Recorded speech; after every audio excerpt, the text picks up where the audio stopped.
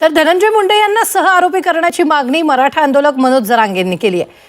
तर यावेळी भाषणादरम्यान वाल्मिक कराडची आठवण येते असं धनंजय मुंडेंनी म्हटलेलं होतं। यावरून दोघं एकच आहेत हे सिद्ध होतंय असा आरोपही जरांगेंनी केला। देशमुख कुटुंबाला न्याय मिळेपर्यंत स्वस्थ बसणार नाही असंही जरांगेंनी म्हटलेलं आहे। हे सगळं बोलत असताना आपल्यासोबत आपला एक व्यक्ती नाही याची जाणीव पण होते। माझ्यासारख्या एक कार्यकर्ता म्हणून सहकार्याला सहकार्य समजतो म्हणून मला सुद्धा याची कुठंतरी आजच्या कार्यक्रमात जाणीव करून द्यावी लागेल।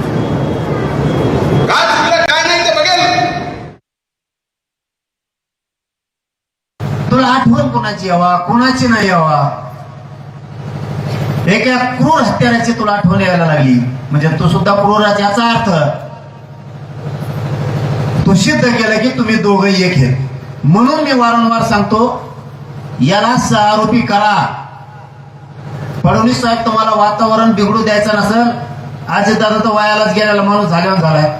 मी काही तर पक्षावर टीका करायला नाही आलो, इतकं नालायक बोलणाऱ्या माणसाला सुद्धा अजितदादा जवळ करते, त्यांचा चांगला पक्ष असणारा सुद्धा डाग लावायचं काम करतात। आमच्या संतोष भाईला जर न्याय मिळणार नसला तर आम्ही अजितदादा कोल्हा आणि तिकडे फडणवीस कोल्हा